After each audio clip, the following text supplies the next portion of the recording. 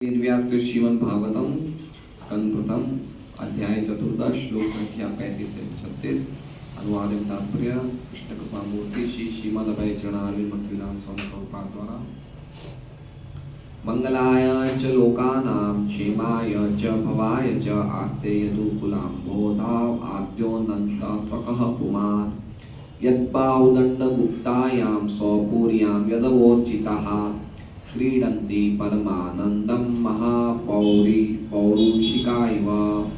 मंगलाय कल्याण के लिए च भी लोकानां समस्त लोगों के क्षेमाय सुरक्षा के लिए च तथा भवाय उन्नति के लिए च भी आस्ते हैं यदुकुल अम्बोधो यदुवंश रूपी सागर में आद्य आदि अनंत सकह अनंत बलराम के साथ पुमान परम भोक्ता यत् जिसको बाहुदंड गुप्तायाम उनके बाहुओं से सुरक्षित होकर स्वपुर्याम अपनी नगरी में यदवः यदुवंश के सदस्य अर्चिता योग्यता के अनुसार क्रीडंती आनंद ले रहे हैं परमानंदम दिव्य आनंद महापौरुषिका वैकुंठ के वासी इव सदृश। अनुवाद परम भोक्ता आदि भगवान तथा जो मूल भगवान अनंत है बलराम यदुवंश रूपी सागर में समस्त ब्रह्मांड के कल्याण सुरक्षा तथा उन्नति के लिए निवास कर रहे हैं और सारे यदुवंशी भगवान की भुजाओं द्वारा सुरक्षित रहकर वैकुंठ वासियों की भांति जीवन का आनंद उठा रहे हैं। ओम अज्ञानतिमिरान्धस्य ज्ञानाञ्जनशलाकया श्री चैतन्य मनोभीष्टं स्थापितं येन भूतले स्वयं रूप कदा मह्यं ददाति सुपदान्तं वन्देहं श्रीगुरोः श्रीयुतः पदकमलं श्रीगुरुवैष्णवांश्च श्रीरूपं सहगणजातं सहगणरघुनाथान्वितं तं सजीवम् साद्वैतं सावधूतं परिजन सहितं कृष्ण चैतन्य देवं श्री राधा कृष्ण पादान् सहगण ललिता श्री कृष्ण चैतन्य प्रभु नित्यानंद श्री अद्वैत गदाधर शिवासादि गौर भक्तवृंद। हरे कृष्णा कृष्णा कृष्णा हरे हरे हरे राम राम राम हरे हरे। प्रातःकालीन भागवत क्लास में सब भक्तों का स्वागत है। तो हमने देखा कि पिछला श्लोक 34वां श्लोक जो कल हमने पढ़ा था उसमें युधिष्ठिर महाराज अर्जुन से प्रत्यक्ष जानकारी ले रहे हैं भगवान के बारे में। 25 से लेके 33 श्लोकों में वो अप्रत्यक्ष रूप से जानकारी ले रहे थे कि यदुकुल के लोग सकुशल है या नहीं है, बलराम जी कुशल है नहीं है और भगवान के पौत्र वो सब सुख में है नहीं है ऐसे। और 34 से लेके 38 श्लोक तक उस प्रत्यक्ष रूप से भगवान के बारे में पूछ रहे हैं और भगवान की कीर्ति का, भगवान का प्रभाव क्या है यदुओं की सभा में और यदुओं को उनसे क्या प्राप्त हो रहा है, इन सब चीजों का गुणगान वो 34 श्लोक से लेके 38 श्लोक तक करते हैं। तो कल के श्लोक में हमने देखा कि भगवान के बारे में युधिष्ठिर महाराज 4 नामों से संबोधित कर रहे हैं।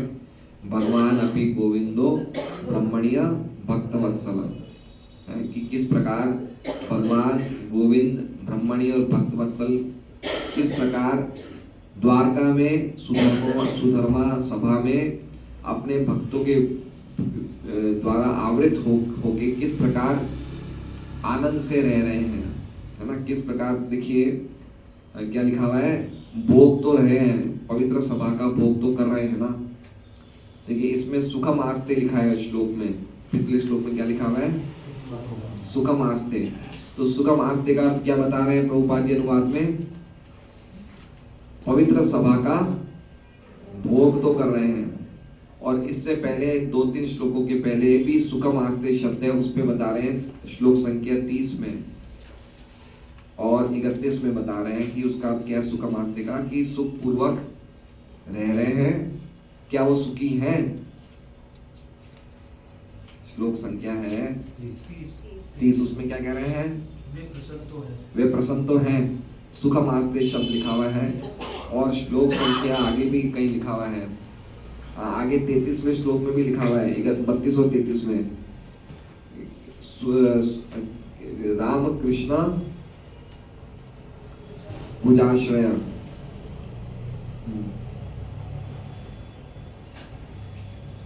एक जगह और लिखा हुआ है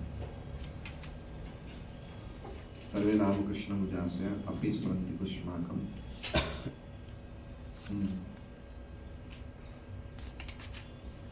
मतलब सुखम आस्ते का अर्थ बताया गया है कि वो सुख पूर्वक है नहीं है। और भगवान के टाइम पे भी युधिष्ठिर महाराज ऐसे ही बोलते हैं सुखम आस्ते, लेकिन अनुवाद में प्रभुपाद क्या लिखते हैं? सुख पूर्वक है नहीं, ये नहीं लिखा है। क्या लिखा है? कि पवित्र सभा का भोग तो कर रहे हैं। क्यों? क्योंकि उनको ये प्रश्न अनुचित लगा कि भगवान के बारे में, उनकी कुशलता के बारे में पूछूं, इसलिए उन्होंने इस प्रकार से, प्रभुपाद जी अनुवाद में कह रहे हैं कि उन्होंने इस प्रकार से पूछा कि भगवान अपने मित्रों से घिरे हुए हैं, द्वारकापुरी में है, और द्वारकापुरी की पवित्र सभा जिसका नाम है सुधर्मा, उसका भोग तो कर रहे नहीं कर रहे हैं।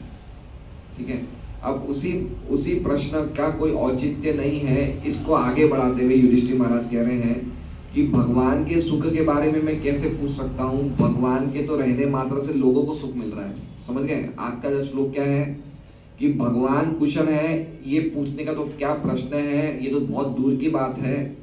भगवान के रहने मात्र से जगत का कल्याण हो रहा है, तो भगवान तो सुखी रहेंगे ही रहेंगे। समझ रहे हैं?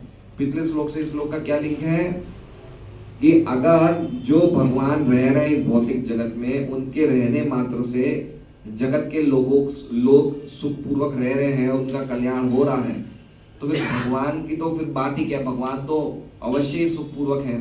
पॉइंट ये है। समझ रहे हैं बात को? समझे? तो उसी बात को आगे बढ़ाते हुए कह रहे हैं मंगलाय च लोकानाम। भगवान कैसे हैं?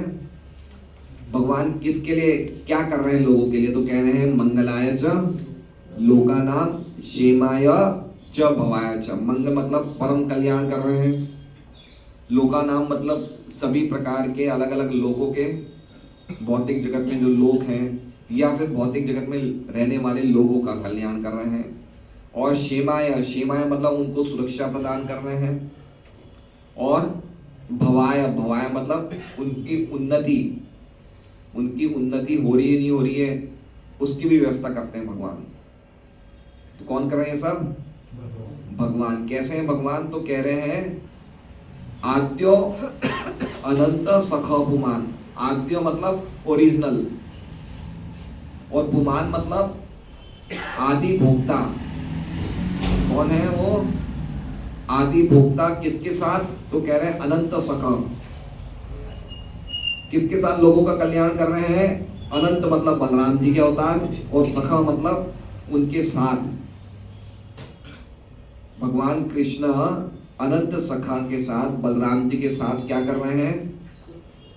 लोगों के, खाली उनके रहने मात्र से लोगों का कल्याण हो रहा है। समझ रहे बात को? भगवान आदि भोक्ता है और अनंत सखा मतलब उनके जो सखा हैं वो किनके साथ आते हैं? बलराम जी के साथ। और वो आते हैं और क्या करते हैं? लोगों का मंगल, क्षेम और भवायम। और कहाँ रहते हैं? तो कह रहे हैं आस्ते यदुकुल अम्बोधाव। आस्ते मतलब रहते हैं, यदुकुल यदुओं के बीच में, यदुओं के परिवार में रहते हैं। और कैसा परिवार है? अम्बोधव। अम्बोधव मतलब यदुओं के परिवार का विस्तार कैसा है? समुद्र की तरह। तो हमने कल देखा ना कि कितनी बड़ी गिनती थी, यदु कुल के परिवार की गिनती कितनी बड़ी संख्या में थी। तो ये युधिष्ठिर महाराज का कितना सुंदर तरीका है बताने का, भगवान की कीर्ति का गुणानुवर्णन करने का, कि भगवान किसके साथ रह रहे हैं, बलराम जी के साथ। बलराम जी को क्या कहा है, अनंत। अनंत मतलब अनंत शेष। बलराम जी और भगवान क्या कर रहे हैं, अनंत शेष पे विराजमान है। तो अनंत शेष पे भगवान विराजमान होते कहाँ पे, भगवान के धाम में। और वो जो सागर है वो क्या है, वो यदुओं के परिवार के लोगों का सागर है। कितना सुंदर देख रहे हैं आप, ये भागवतम की कितनी सुंदर वो माधुर्य है कि भगवान का क्या तुलना किया है। मतलब एक तरह से भगवान को बताया कि भगवान वैकुंठ में किस प्रकार रह रहे हैं, है ना।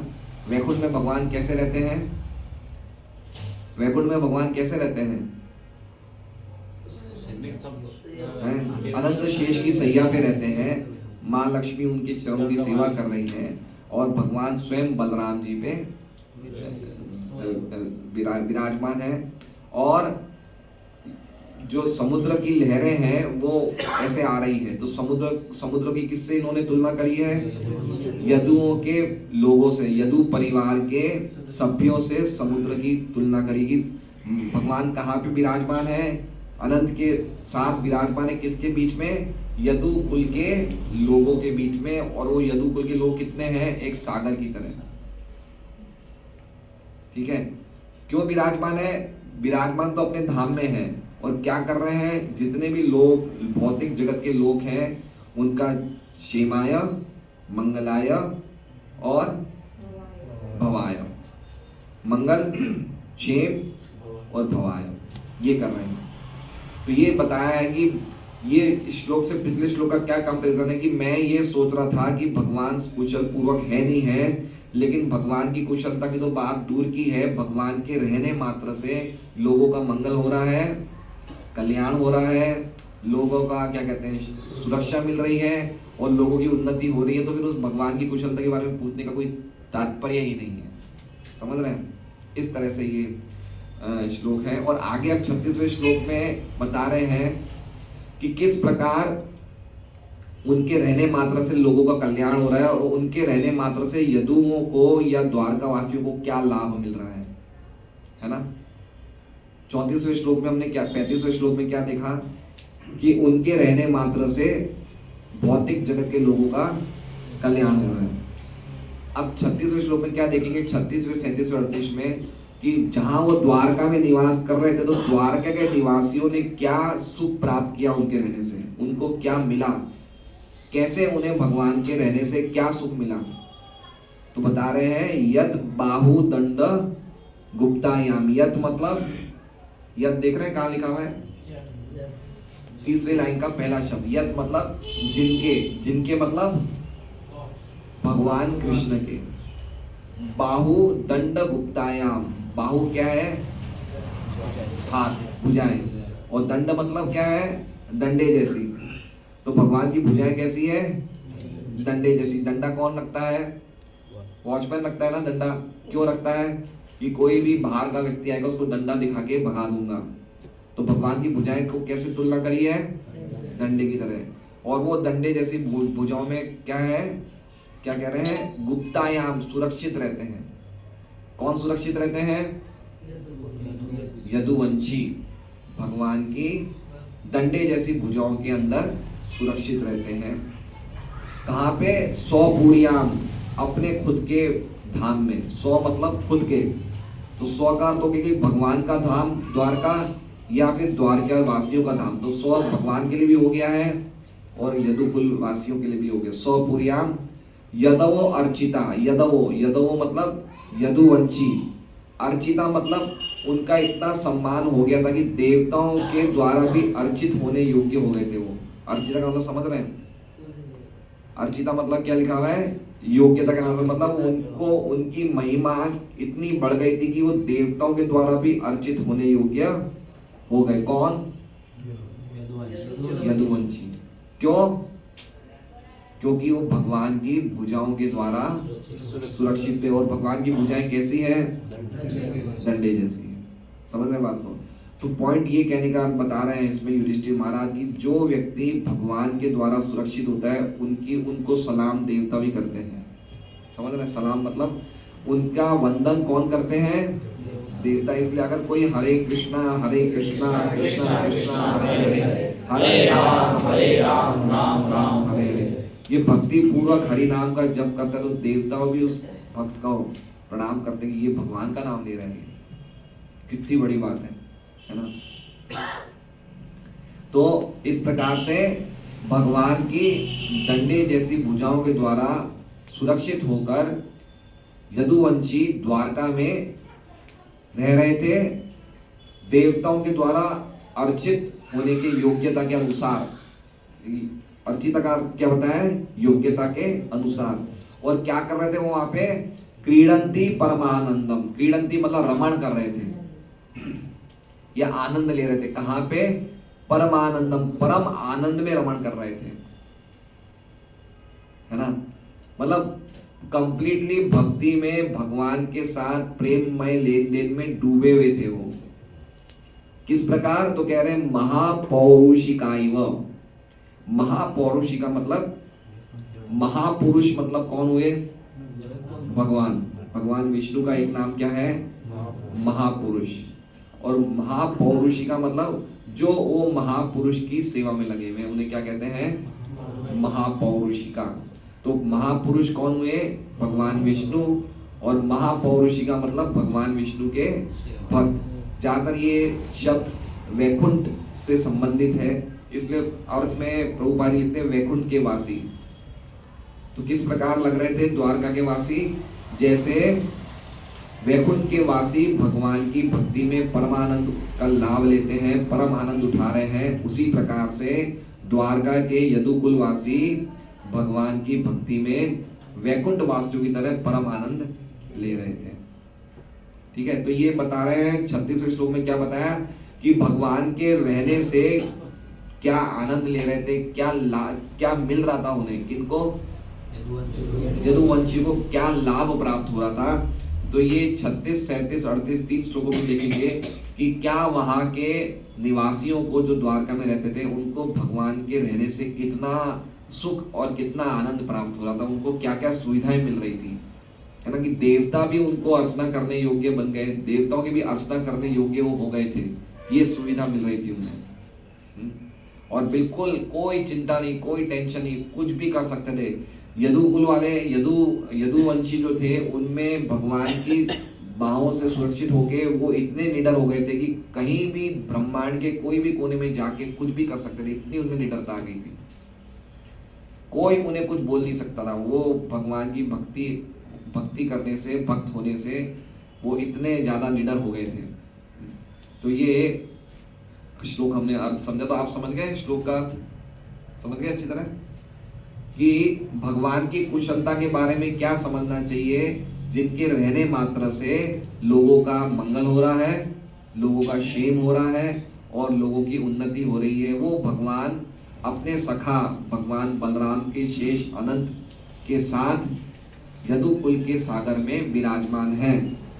ठीक है, और वो भगवान जिनकी डंडे जैसी बाहों के द्वारा यदुकुल सुरक्षित रहते हैं अपने धाम में, और इतने अद्भुत ऊंचे स्थान पे चले गए हैं कि देवताओं के द्वारा भी वो अर्चित हो गए हैं। और वैसे यदुकुलवासी भगवान के भक्ति में परमानंद उठा रहे हैं। किस प्रकार? महापौरुषिकाइव, वैकुंठ वासियों की तरह। कितना अद्भुत श्लोक है, देखिए एक एक श्लोक लर्न करने जैसा है, कंठस्थ करने जैसा अद्भुत श्लोक है सब।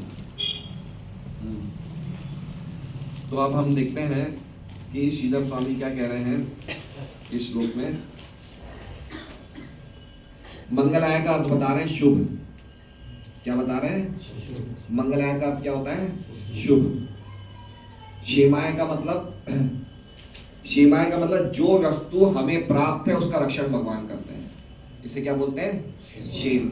एक श्लोक गीता जी में है, योग क्षेमम। योग क्षेमम का अर्थ अगर आप तात्पर्य में पढ़ेंगे, गीता जी प्रभुपाद जी लिखते हैं क्षेम मतलब जितनी हमने भक्ति में प्रगति कर ली है उतना भगवान हमारे पास सुरक्षित रखते हैं। और योग का अर्थ है जो हमें भक्ति में प्राप्त होना बाकी है उसको प्राप्त करवाने में भगवान हमारी पूर्ति करते हैं, सहायता करते हैं। समझ रहे हैं? तो क्षेम का अर्थ क्या हो गया? जो चीज हमें ऑलरेडी प्राप्त है भगवान क्या देखते हैं कि वो चीज उसके पास बनी रहे, उससे चली नहीं जाए। ठीक है। क्षेम का अर्थ क्या है? वस्तु, प्राप्त वस्तु के रक्षण, प्राप्त वस्तु का रक्षण। अर्थ में क्या बताया? क्षेमाय का अर्थ क्या है? सुरक्षा। सुरक्षा है ना? तो किस चीज की सुरक्षा है? जो हमें चीज प्राप्त हो गई है उसकी सुरक्षा। और अल्टीमेटली हम अपने भौतिक जीवन में भी देख सकते हैं, अगर कोई भी चीज हमें प्राप्त है तो उसकी सुरक्षा कौन कर रहे हैं? भगवान कर रहे हैं, है ना? किसी के पास घर है, किसी के पास गाड़ी है, किसी के पास स्कूटर है, हर चीज की सुरक्षा कौन कर रहे हैं? भगवान कर रहे हैं। तो मंगलाय का अर्थ क्या, क्षेमाय का अर्थ क्या गया कि जो चीज हमें प्राप्त है उसकी सुरक्षा कौन कर रहे हैं? भगवान कर रहे हैं। और तीसरा शब्द क्या बताया? भवाया। भवाया मतलब भव, मतलब क्या कहते हैं उसे?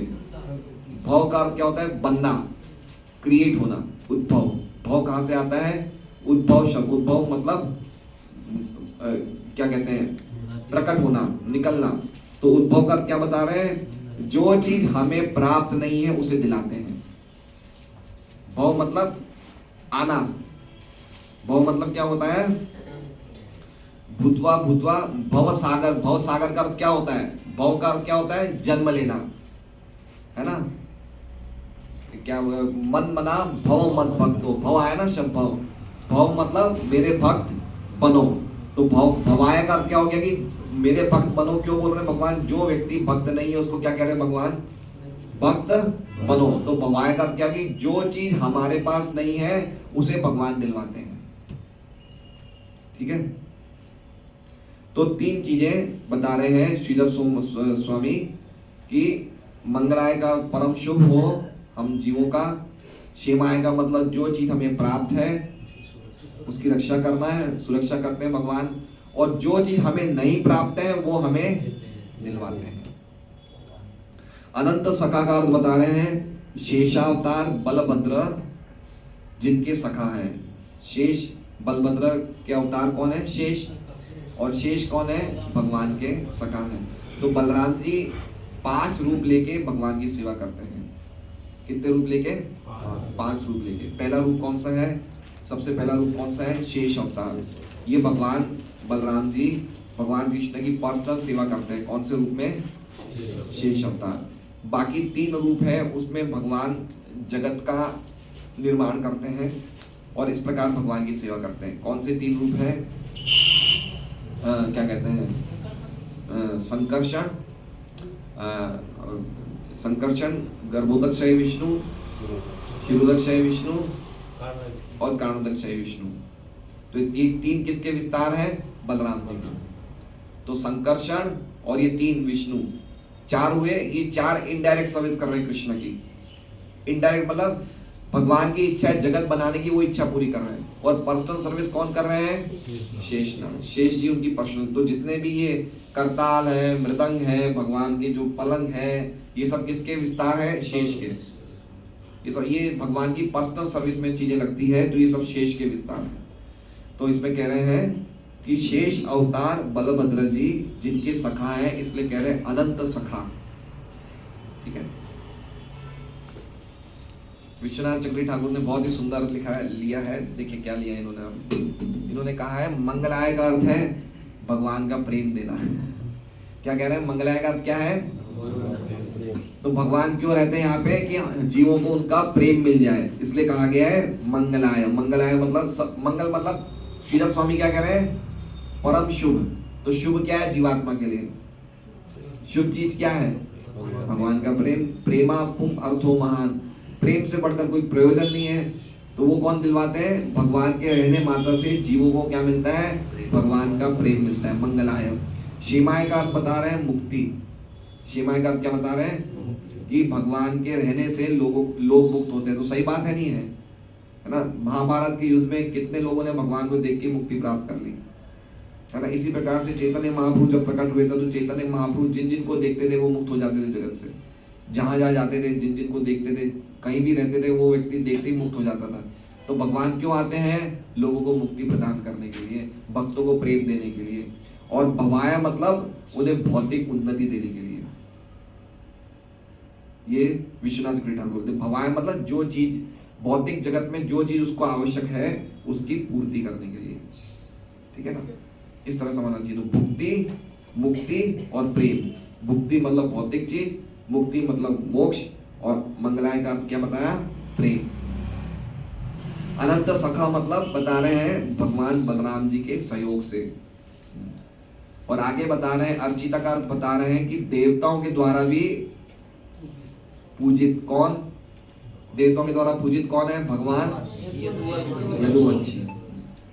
और महापौरुषिका के दो अर्थ बता रहे हैं। एक तो महापौरुषिका अर्थ एक बता रहे हैं जो भगवान वैकुंठ के स्वामी के अनुयायी हैं। वैकुंठ के स्वामी कौन है, विष्णु। उनके अनुयायी कौन है, वैकुंठवासी। तो उनका अर्थ क्या है, एक नाम बताया महापौरुषिका मतलब जो भगवान विष्णु के वैकुंठ में भक्त हैं उनका अर्थ है महापौरुषिका। और दूसरा अर्थ बता रहे हैं कि जिनके पास बहुत ज़्यादा सामर्थ्य है और जो अपने सामर्थ्य के बल पे लोगों को हरा देते हैं। समझ गए, महापौरुष मतलब बहुत ज़्यादा बल है, बहुत ज़्यादा उसका तेज है, बहुत ज़्यादा उसका पराक्रम है, पराक्रमी व्यक्ति। तो पराक्रमी व्यक्ति जो होता है वो पराक्रमी व्यक्ति के सामने कोई भी कुछ बोल नहीं सकता है। तो एक महापौरुष का अर्थ ये बताया है कि जो व्यक्ति किसी को भी अपने पराक्रम के द्वारा हरा सकता है। तो यदुवंशियों की क्या स्थिति हो गई थी, वो भगवान की भक्ति के कारण इतने ज्यादा पराक्रमी हो गए थे कि उनके सामने कोई कुछ बोल नहीं सकता था। ये विश्वनाथ चक्रवर्ती ठाकुर अर्थ बता रहे हैं। बाल प्रबोधिनी में एक बहुत सुंदर अर्थ है, लोका नाम, इसमें शब्द ना पहला मंगलाय च, तो लोका नाम का अर्थ बता रहे हैं भगवान के भक्त। प्रभुपाद जी के अर्थ दे रहे हैं जगत के लोगों का।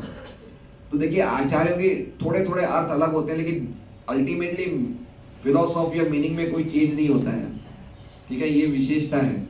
तो लोका नाम का अर्थ बता रहे हैं भगवान के भक्त, और मंगलाय का बता रहे हैं कि भगवान के भक्तों को भगवान की उपस्थिति परम आनंद देती है। मंगलाय का अर्थ क्या बता रहे हैं, परम आनंद देती है। क्षेमाय का अर्थ बता रहे हैं लब्ध वस्तु को भगवान सुरक्षा देते हैं, लेकिन कैसी वस्तु, जो इष्ट है। इष्ट मतलब समझ रहे हैं, जो इच्छित है। जैसे मान लीजिए कि अभी गौर दामोदर प्रभु को बुखार हो गई, तो बुखार इन्हें प्राप्त हो गई ना, लब्ध है ना, अभी बुखार चल रही है, इनको बुखार इनको प्राप्त हो गई, तो क्या भगवान इनकी बुखार की सुरक्षा करेंगे क्या कि इनको बुखार ही बनी रहे, समझ रहे हैं। लब्ध वस्तु मतलब अगर किसी के पास कोई जंजाल सिर पे अटक गया तो भगवान उसकी थोड़ी सुरक्षा करेंगे। तो इसलिए क्या लिखा है, इच्छित लब्ध वस्तु की सुरक्षा। जो चीज इच्छित है उस वस्तु की सुरक्षा। समझ रहे बात को या नहीं समझे। जैसे मान लीजिए कि आप बिना टिकट के रेल में जा रहे हैं और टीसी ने आपको पकड़ लिया और आपको कुछ समय के लिए 2 घंटे के लिए आपको जेल में कस्टडी में रख दिया, तो आपको क्या लब्ध हुआ है, क्या लब्ध हुआ है, जेल।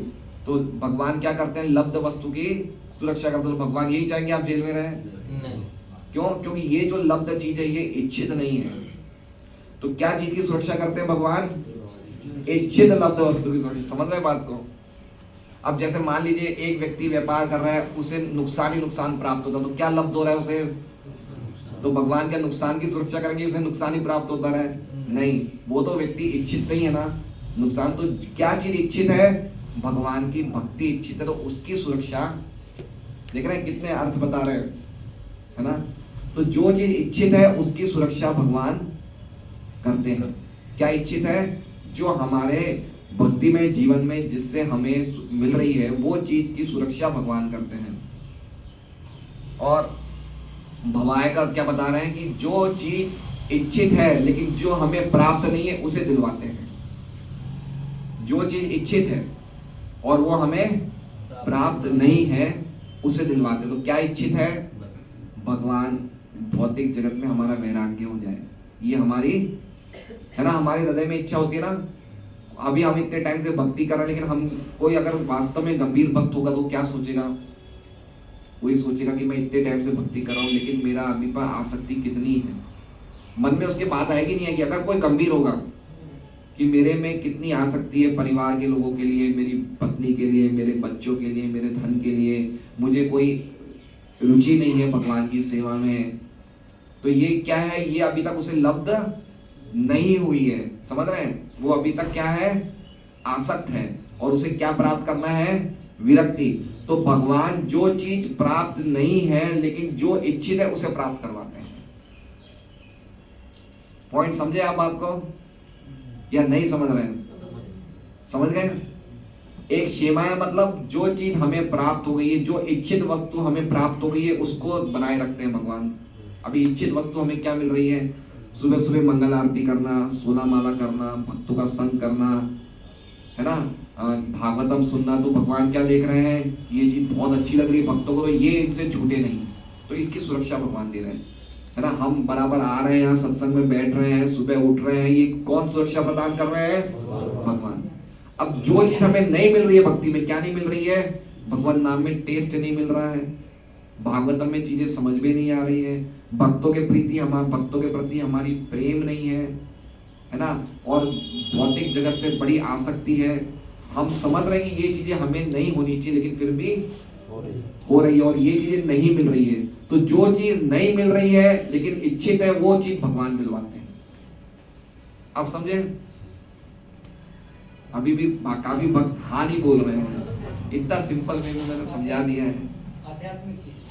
आध्यात्मिक चीज जो हमें प्राप्त नहीं है वो दिलवाते हैं, जो हमें प्राप्त हो चुकी है उसकी सुरक्षा करते हैं, और मंगलाय मतलब परम आनंद, मतलब भगवान का प्रेम जो है वो प्राप्त करवाते हैं। ठीक है, तो अद्भुत अर्थ है भागवतम में। तो अब हम प्रभुपाद जी का तात्पर्य पढ़ते हैं।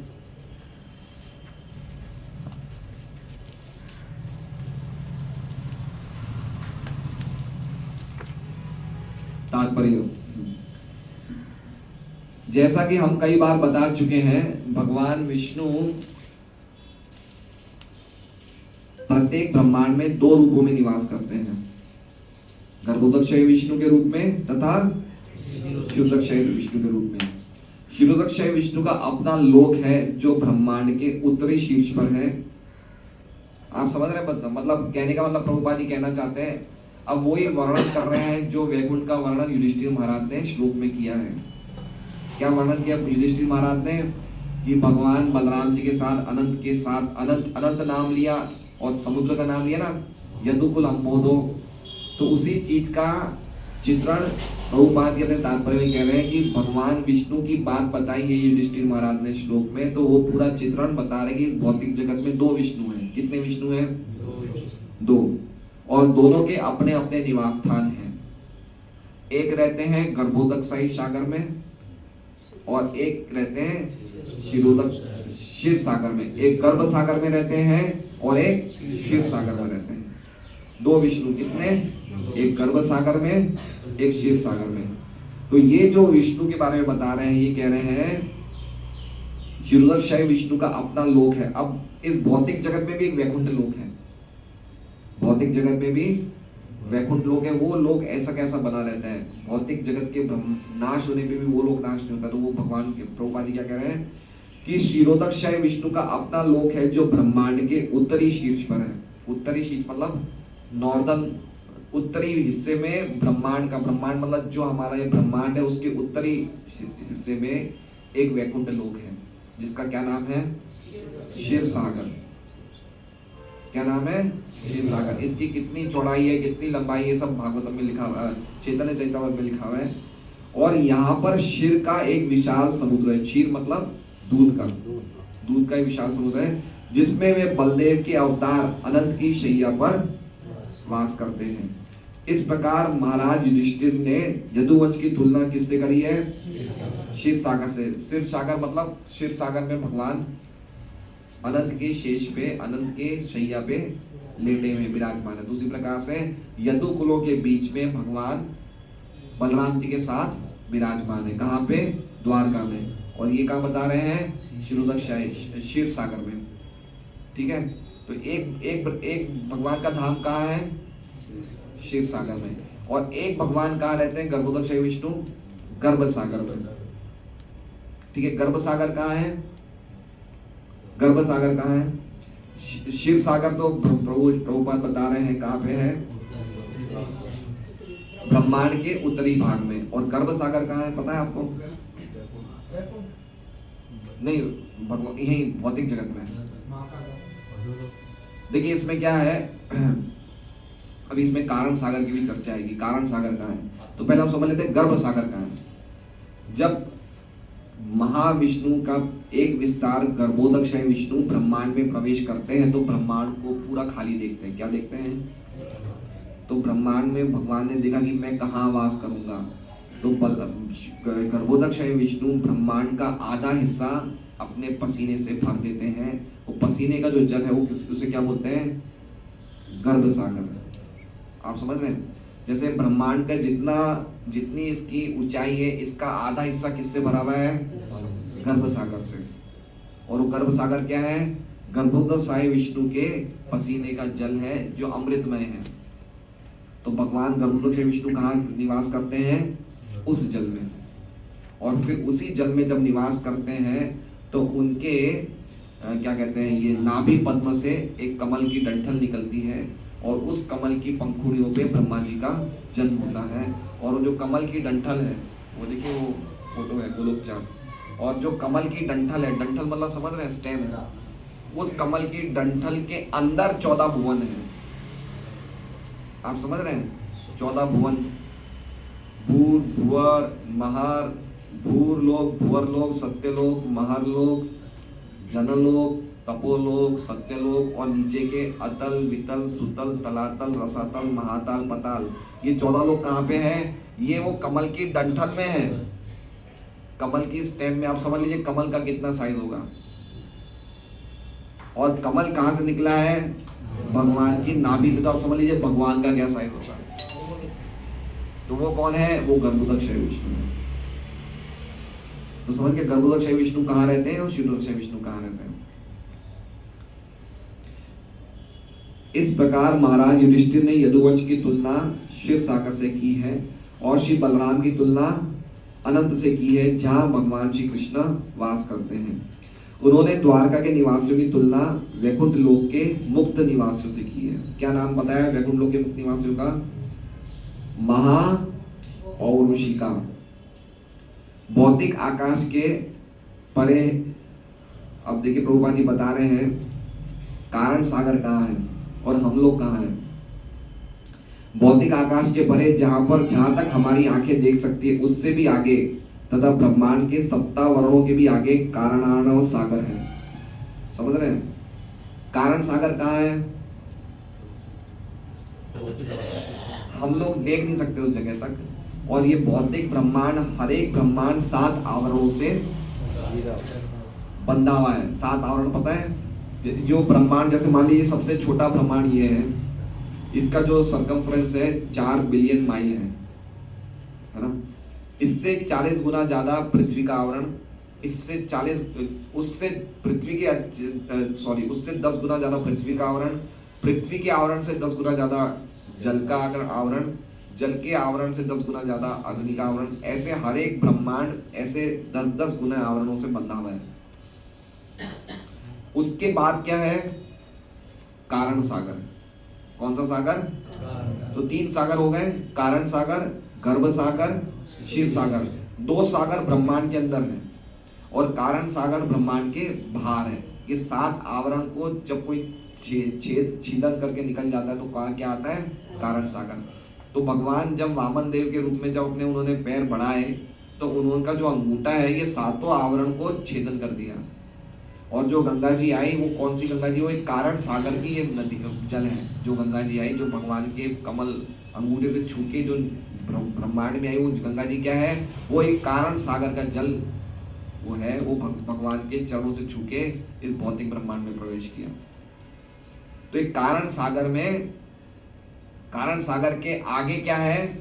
कारण सागर के आगे आध्यात्मिक आकाश है। इसमें लिखा है आगे, उससे भी आगे तथा ब्रह्मांड के सप्ता वर्णों के भी आगे कारणार्णव सागर है, जिसमें सारे ब्रह्मांड गेंद की तरह तैर रहे हैं। समझ रहे बात को? तो हम लोग, हमारा जो ब्रह्मांड है कहाँ पे है? हमारे सब ब्रह्मांड पानी में फ्लोट हो रहे हैं। समझ रहे हैं? पानी में तैर रहे हैं। कौन से पानी में तैर रहे हैं? कारण सागर के पानी में तैर रहे हैं। हम लोग सब फ्लोट हो रहे हैं। ब्रह्मांड कहाँ तैरते हैं? पानी के सागर में।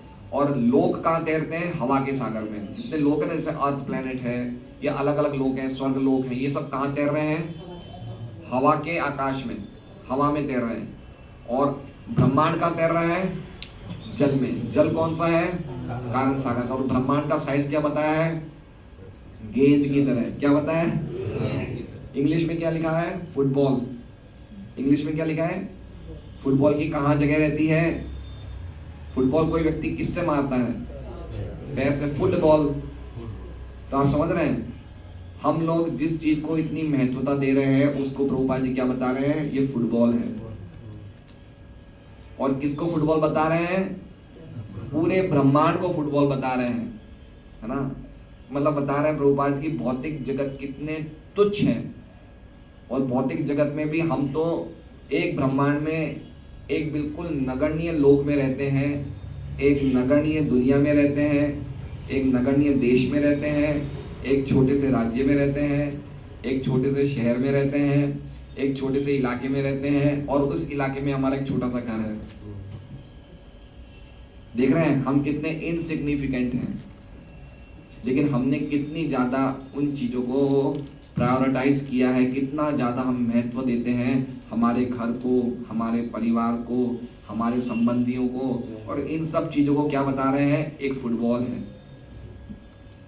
ब्रह्मा जी के लोग को भी भगवान प्रभुपाद जी क्या बता रहे हैं? ये फुटबॉल। और सही बात है, फुटबॉल की तरह तैर रहे हैं ये सब।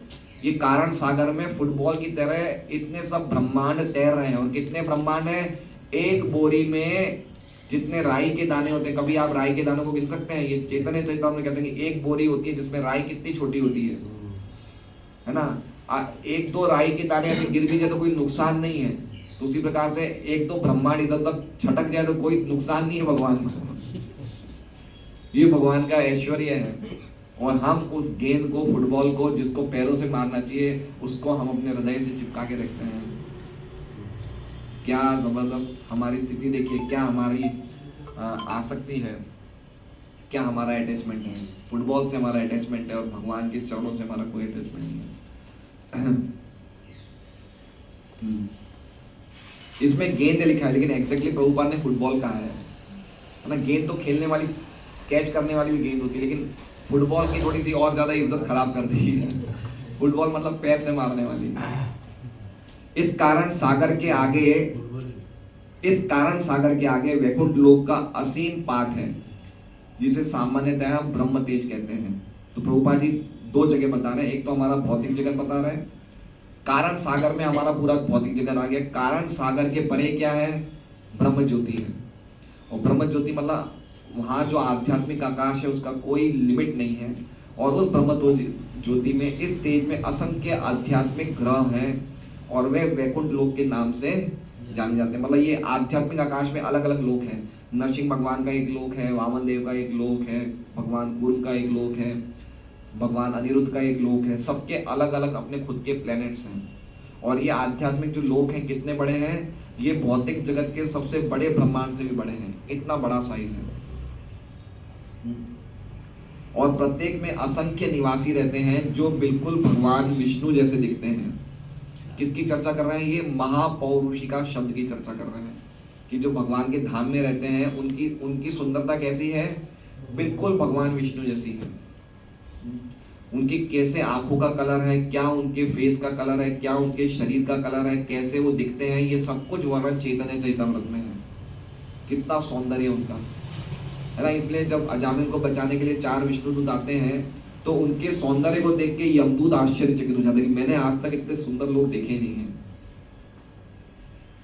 तो हम लोग इतने सुंदर हैं, और अभी हम लोग अपने सफेद बालों को काले करवाने में लगे हुए हैं, है ना। चटक मटक पाउडर, लिपस्टिक, ये नील पॉलिश, ये सब वो सब चीजें कितना हम लोग अटैच हैं इन चीज़ों से। हमारा जो ओरिजिनल स्वरूप है, देखिए क्या है हमारा ओरिजिनल स्वरूप, महापौरुषिका एवं। खाली भगवान की भक्ति करने से, खाली अगर हम भगवान की भुजाओं द्वारा सुरक्षित रहेंगे, और भगवान की भुजाओं द्वारा सुरक्षित रहने के लिए पिछले श्लोक में क्या चीजें बताई थी, 2 चीजें कल क्या देखी थी। कौन व्यक्ति भगवान की भुजाओं द्वारा सुरक्षित रहता है? जो गौपालन करता है और जो ब्राह्मणी संस्कृति का पालन करता है। जो भक्त है, ब्राह्मण संस्कृति मतलब जो भक्तों का आचरण कर रहा है, भक्ति में जीवन का आचरण कर रहा है, और जो गौ माता से जुड़ा हुआ है वो भगवान की बाहों द्वारा सुरक्षित है। और जो भगवान की बाहों द्वारा सुरक्षित है उसको ये चीजें मिलने वाली है, जो महापौरुषिका, उसका जो फल है वो उसे ये मिलेगा। देख लीजिए अब क्या हमें मिलने वाला है अगर हम खाली भगवान की बाहों में सुरक्षित रहना। मतलब अगर हमने प्रामाणिक गुरु को स्वीकार किया है और उनके आदेशों का हम पालन कर रहे हैं, तो इसका मतलब हम भगवान की बाहों द्वारा सुरक्षित है। अर्थात ऐसे पुरुष जो बिल्कुल भगवान विष्णु जैसे दिखते हैं, ये निवासी महापौरुषिक कहलाते हैं। अर्थात ऐसे पुरुष जो प्रत्यक्ष रूप में भगवान की सेवा में लगे रहते हैं, वे इन ग्रहों में सुखी हैं और उन्हें कोई कष्ट नहीं सताता है। देखिए क्या बता रहे हैं, कहाँ पे सुखी है वो भगवान के धाम में सुखी है, उन्हें कोई कष्ट नहीं सताता है। वे सदैव क्या बने रहते हैं, तरुण। देखिए जवान बनना भी एक बहुत मन की इच्छा होती है, आप समझ रहे हो बात को। जवान रहना, सुखी रहना, बुढ़ापा, बीमारी नहीं आना, ये हर एक की हृदय में इच्छा है, नहीं है इच्छा है। देखिए आजकल की लड़कियां जब बाइक पे जाती है या 2 व्हीलर पे जाती है तो अपने चेहरे को कितना ढक के रखती है। रहता ना कि भाई मेरी सुंदरता पे या मेरे चेहरे पे कोई भी प्रकार की आँच, ये नेचुरल चीज़ है। नेचुरल क्यों है? क्योंकि हर एक जीव की अभिलाषा है कि मैं तरुण बना रहा हूँ।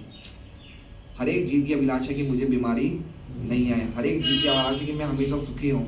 ये हमारी ओरिजिनल पोजीशन है, ये हमारी ओरिजिनल पोजीशन है। प्रभुपाद जी कह रहे हैं कि ये असली में जो महापौरुषिका लोग हैं उनका क्या, उनके ठाट बाट है वो बता रहे हैं। क्या ठाट बाट बता रहे हैं? कि उन्हें कोई कष्ट नहीं सताता है, कोई कष्ट है ही नहीं, त्रिताप नहीं है, कोई मन से कोई टेंशन नहीं है, कोई शरीर से कोई व्याधि नहीं है, कोई किसी को कोई किसी से कोई कंपटीशन नहीं है, कोई किसी से द्वेष नहीं है, कोई किसी से हिंसा नहीं है। यहाँ तक कि भगवान के धाम में जो 2 पशु हैं वो भी मित्रता में रहते हैं। शेर और हिरण जो कभी भी मित्रता में नहीं रह सकते, वो भी मित्रता में रहते हैं भगवान के धाम में। यत्र निर्वैरा भूतेषु, निर्वैरा मतलब भगवान के धाम में किसी को वैर ही नहीं है, ना कोई कष्ट है, सदैव तरुण बने रहते हैं, हमेशा आनंद में रहते हैं और ज्ञान का जीवन बिताते हैं, अज्ञानता में नहीं रहते। और साथ में क्या है, जन्म मृत्यु जरा या रोग का कोई भय नहीं रहता है और काल का प्रभाव नहीं पड़ता है। कितनी चीजें बताइए। लेकिन हमारा दुर्भाग्य क्या है कि ये जानकारी प्राप्त करने के बाद भी हमें मन नहीं करता कि हम ऐसी स्थिति को प्राप्त करें। समझ रहे हैं बात को? हम इतने ज्यादा बीमार हो गए हैं कि हम ऐसी स्वस्थ स्थिति को प्राप्त ही नहीं करना चाहते। हमें लगता है कि हम जीवन भर ऐसे ही बने रहें। समझ, जैसे कोई व्यक्ति बहुत ज्यादा सालों से इतनी ज्यादा बीमारी में निकलता है तो वो क्या सोचता है कि सही होने का तो कोई चीज होता ही नहीं, बीमारी में तो बीमार में ही अच्छा समझता हूँ अपने आप को। समझ रहे बात को? तो हमें ये सब जानकारी जानने के बाद भी हमारी उत्सुकता क्यों नहीं है? क्यों? क्योंकि हम इतने ज्यादा करोड़ों जन्मों से बीमारी की अवस्था में कि हम वापस स्वस्थ होने के प्रति आकर्षण ही हमारा खत्म हो गया है। तो चीजें बताइए क्या क्या लिखा है।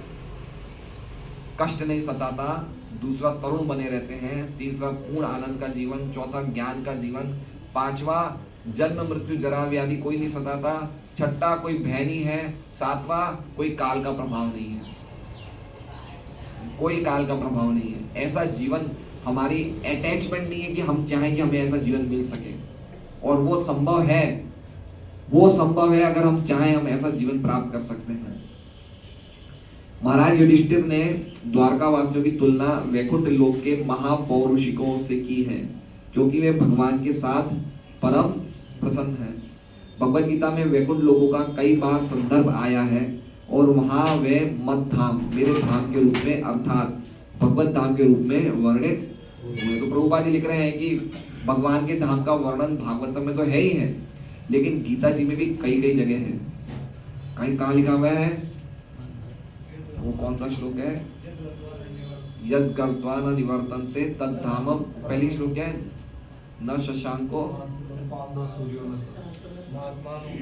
नहीं, क्या श्लोक है वो, पहली लाइन कहाँ से होती है, श्लोक भूल जाता हूँ मैं। निर्माण मोहा जित संग दोषा अध्यात्म नित्या विनिवृत्त कामा द्वंद्वे मुक्ता सुख दुख संगीत गच्छन्ति पूर्ण मदम न शशांको न पावक न सूर्यो न शशांको यद गत्वा, और भी एक जगह लिखा है, आ ब्रह्म भुवनान लोका पुनरावर्ति माम उपेत्य तु कौन्तेय पुनः जन्म विद्यते, है ना, अव्यक्तोक्षर इत्युक्तस्तमाहु परमं यं प्राप्य न वर्तते तद् धाम परमम्, है हाँ, न तद् भासयते सूर्यो न शशांको न पावक यद गत्वा न निवर्तन्ते तद् धाम। तो गीता जी के अलग अलग जगह पे वर्णन हुआ है, भगवान हिंट दे रहे हैं गीता जी में तो कि मेरे धाम की ये स्थिति है, मेरे धाम की ये स्थिति है, और भागवतम में उस धाम में क्या है, कैसे वहां के धामवासी रहते हैं, वो चर्चा गीता में नहीं, वो चर्चा भागवत में है। तो प्रभुपाद जी बता रहे हैं कि भगवान के धाम में क्या लोगों की स्थिति है, और हम लोग एक्चुअली में वहां जाने के लिए हमें पूरी तैयारी करनी चाहिए, ना कि इस फुटबॉल को अपने सिर पे ले जाने की। हमने अभी फुटबॉल को कहाँ रखा हुआ है, अपने सिर पे रखा हुआ है। हरे कृष्णा, श्रीमद् भागवतम की जय। साउथ में हम लोगों ने जो दर्शन किए थे, उसमें हर जगह पे जैसे भगवान शेष सैया पे विराजमान, तो इससे रिलेटेड। हाँ, तो साउथ के लोग तो रामानुज संप्रदाय में तो लक्ष्मी नारायण की उपासना है, भगवान विष्णु की नारायण की उपासना, नारायण की तो स्थिति ऐसी है, शेष सैया पे विराजमान रहते हो। तो ब्रह्मज्योति में वैकुंठ लोग भी बहुत सारे हैं। हाँ, ब्रह्म ज्योति मतलब आध्यात्मिक आकाश, और आध्यात्मिक आकाश में अनेक वैकुंठ लोग हैं। हमारा जो आकाश है वो भौतिक आकाश है। सात आवरण में पृथ्वी जल अग्नि वायु आकाश, ये आवरण है। हाँ, और उसके बाद में गर्भोदक, सात आवरण के बाद फिर कारण सागर भूमि जल अग्नि वायु आकाश, फिर मिथ्या अहंकार है, और एक और है, एक शायद बुद्धि का है, आवरण है किसका, तो यही हो गए। हाँ, मैं तत्व। और सातवां कौन सा है, देखो नहीं, सात कौन कौन से हैं, पृथ्वी जल, हाँ, मिथ्या अहंकार और महत तत्व। महत तत्व मतलब है, महत तत्व मतलब पूरे भौतिक तत्वों का समूह, उसे बोलते हैं महत तत्व। मतलब एक्यूमुलेशन, जितने भी भौतिक तत्व है उसका पूरा समूह क्या है, महत तत्व। सब कुछ महत तत्व से आ रहा है। तो महत तत्व का आवरण सबसे गहरा है, और उसके बाद फिर कारण सागर है। तो ये भागवत की अद्भुत महिमा है ये।